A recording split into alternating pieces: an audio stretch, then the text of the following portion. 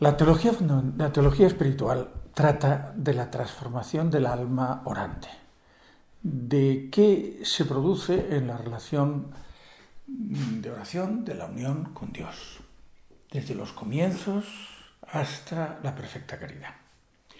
Desde la primera Ave María y el primer acto de fe, ya existe una unión con Dios.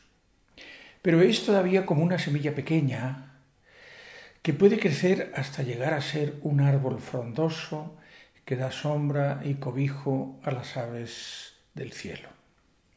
De este crecimiento trata estas clases.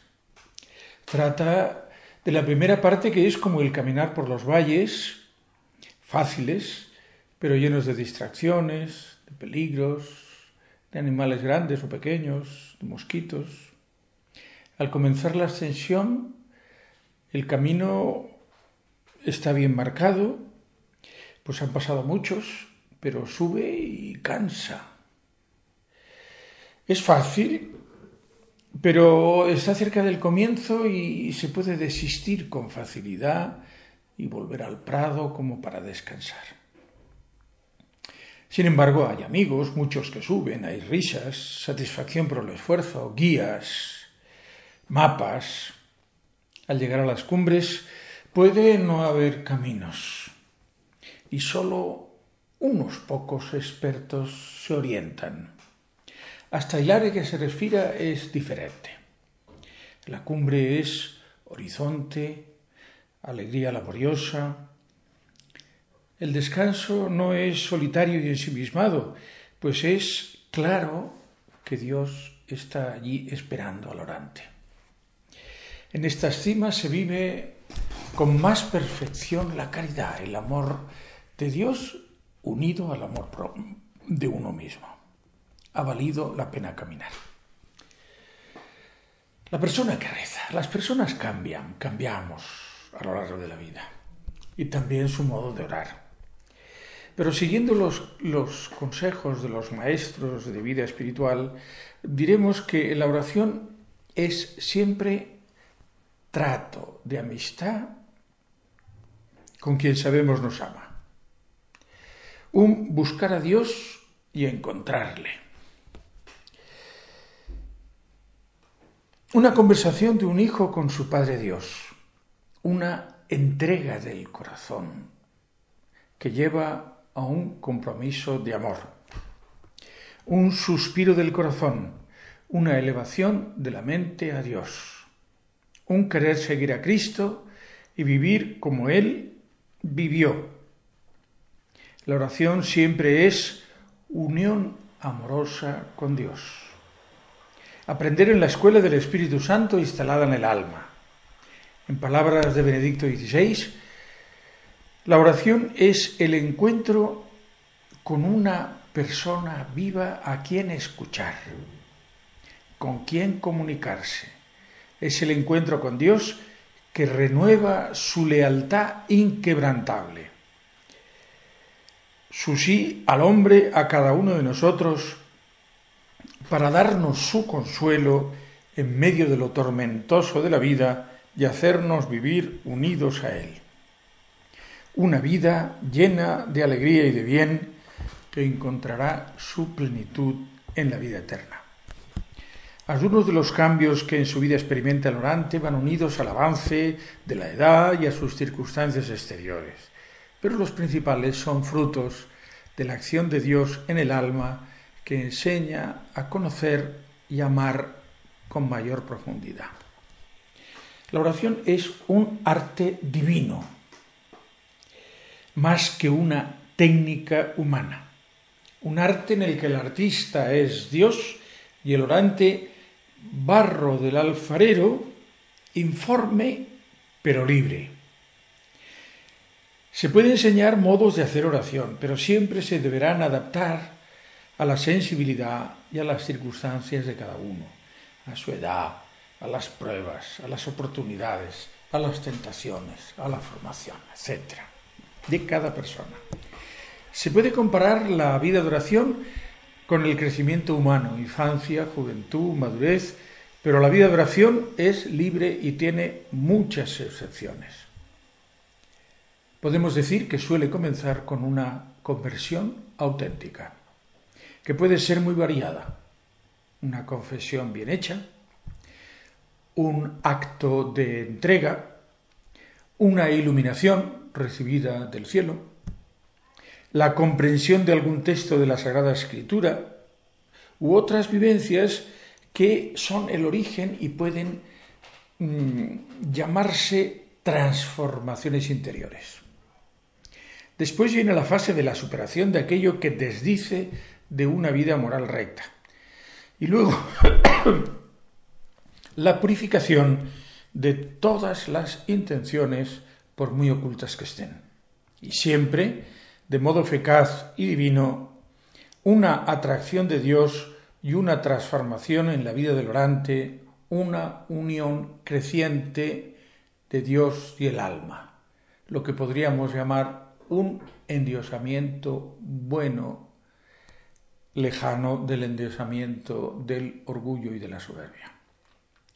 La meta es vivir en Dios más por don divino que por esfuerzo humano, es decir, aprender a amar y al mismo tiempo dejarse amar, ser más capaz de Dios y extinguirse poco a poco las tinieblas interiores para vivir en la luz y en el amor de Dios, en una paz activa, siempre en aumento. Hay muchos modos de orar.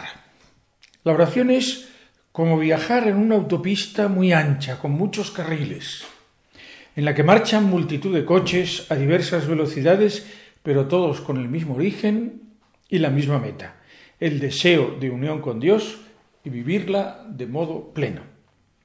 En este trabajo consideraremos principalmente el mensaje de San José María, que por voluntad divina difundió entre las mujeres y los hombres que con la ayuda de la gracia podemos y debemos alcanzar la santidad, es decir, la perfección de la caridad, la unión plena con Dios, a través de la realización fiel y acabada del trabajo profesional y en medio de las demás circunstancias ordinarias de la vida. San José María pondera ampliamente la importancia de ser alma de oración.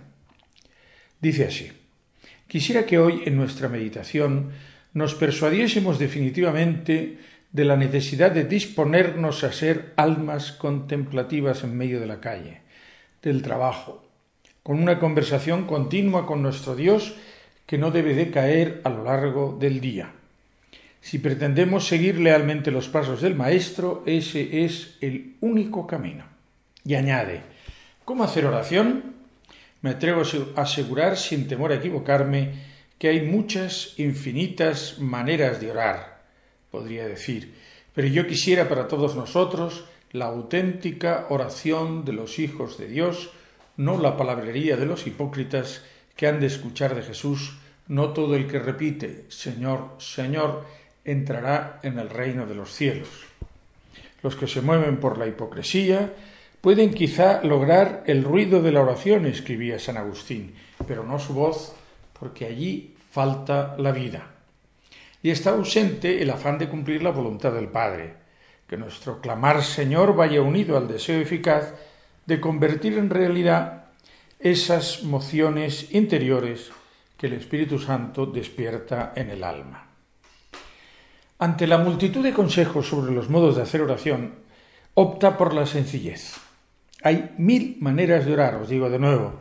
Los hijos de Dios no necesitan un método cuadriculado y artificial para dirigirse a su Padre. El amor es inventivo, industrioso. Si amamos, sabremos descubrir caminos personales, íntimos, que nos lleven a ese diálogo continuo con el Señor. Es decir, entre los muchos modos de orar que existen en la Iglesia, muestra un camino amplio que se debe recorrer con libertad, en diálogo continuo con Dios en medio del mundo. Dentro de estos modos de hacer oración nos interesa sobre todo la contemplación, es decir, la máxima unión con Dios, que además siempre puede ser creciente. Ya iremos viendo a través de estas clases los comienzos, las purificaciones y la mucha experiencia que hay sobre esta contemplación con Dios. Pero hay que partir de un punto. La contemplación es un don de Dios, un acto amoroso que empieza en Dios y continúa en nosotros. El cielo mismo también es un don de Dios. La fe, la esperanza y la caridad son dones de Dios. Quien aspira a la unión con Dios entra en la dinámica del don. Abrirse cada vez con mayor amplitud para que la divinidad entre en su interior. Algunos erraron al entender ese don por el que Dios habita en nosotros. Por un lado, los que piensan que nada se debe hacer, pues todo lo hace Dios. Es la teoría del quietismo y del iluminismo, de un dejarse llevar inactivo ante el don divino. En el otro extremo están los que ven la oración solo como una lucha humana. Ambas actitudes estaban presentes en la antigüedad antes de Cristo, por ejemplo, en el budismo o en el hinduismo, en parte seguido por algunos cristianos. Estas posturas no entienden la acción conjunta de la libertad humana y la libertad divina. Nada fácil de explicar si no se recurre a la metafísica. Un gran problema entre los autores de espiritualidad es el olvido de la dogmática, en concreto sobre el Tratado de la Gracia, y las iluminantes polémicas sobre las relaciones entre la libertad divina y la humana. La libertad puede dar lugar a estudios psicológicos o observaciones de la experiencia de la mística, pero estos enfoques son limitados, no son capaces de explicar la misteriosa y rica relación entre el orante y Dios. Vamos a referirnos a un texto de Benedicto XVI que explica de un modo magistral lo esencial de la oración cristiana. Un primer elemento que el apóstol nos quiere hacer entender es que la oración no tiene que ser vista como una simple obra buena realizada por nosotros hacia Dios, una acción nuestra. Es sobre todo un don fruto de la presencia viva, vivificante del Padre y de Jesucristo en nosotros. En la carta a los Romanos escribe San Pablo: del mismo modo, también el Espíritu viene para ayudar a nuestra debilidad. No sabemos, de hecho, cómo rezar de manera adecuada, pero el Espíritu mismo intercede con gemidos inexpresables. Y sabemos cuán verdad es lo que dice el apóstol. No sabemos cómo rezar de manera conveniente.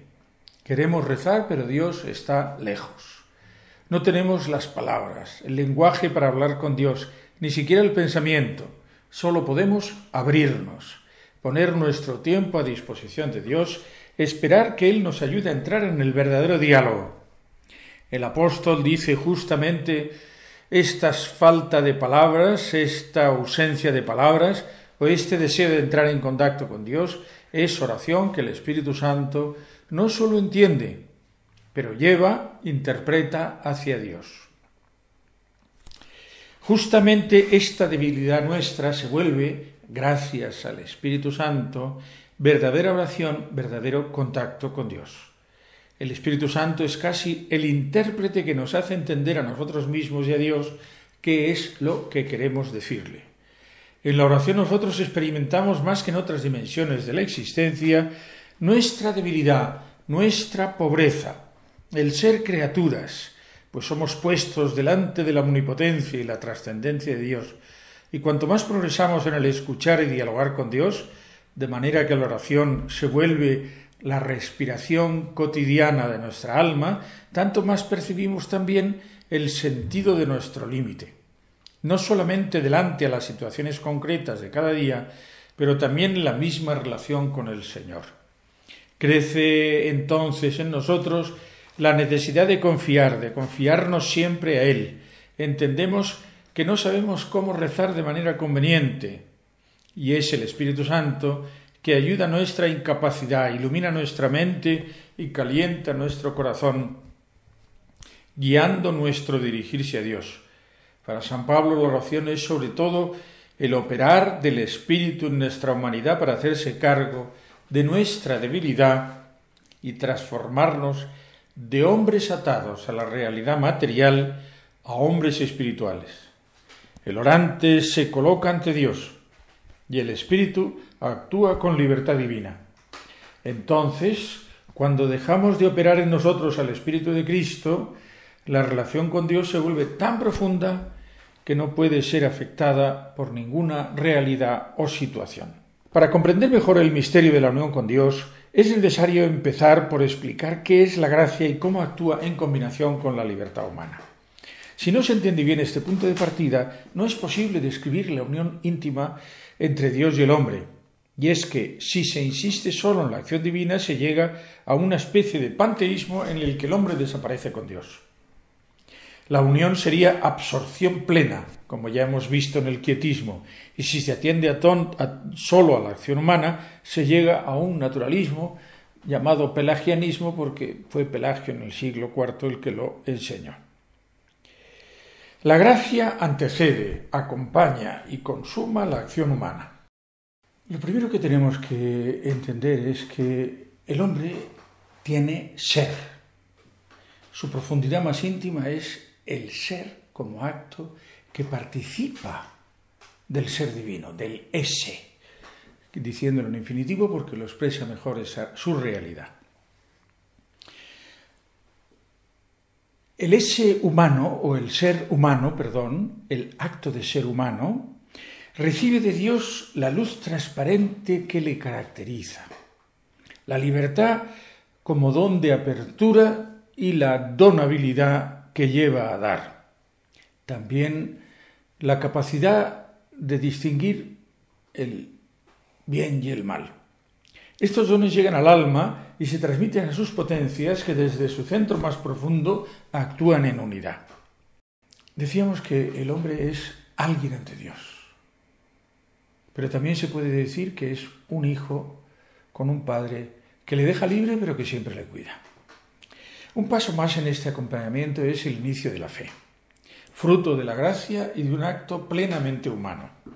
Dios da la fe, ilumina la inteligencia, enciende el corazón y mueve la voluntad. La respuesta humana es toda humana y a la vez toda divina. La vida de fe es un continuo, ir y volver en esa doble acción. La entrega, vencer las tentaciones, decidirse a orar con continuidad, etc., son fruto de la gracia y de la respuesta humana. Todo de Dios y todo del ser humano. Para entender mejor la conjunción de estas dos libertades, veamos cómo actúan la causa primera y las causas segundas. Por ejemplo, un conductor lleva un automóvil y el movimiento es tanto del conductor como del automóvil, cada uno según su naturaleza. Otro ejemplo es el maestro que enseña su sabiduría al discípulo, quien la asimila y la recoge en un libro. Ese libro es del maestro y del discípulo, resultado de una acción conjunta de ambos. En la vida del alma, la clave está en atisbar cómo se relacionan la gracia y la libertad. La gracia, así pues, consuma la vida humana, conduciéndola a una mayor unión con Dios de corazón, con la oración y obras con el ejercicio heroico de las virtudes. En el anexo final está explicado de un modo más extenso esta relación de la gracia y la libertad, del acto de ser divino y el acto de ser humano.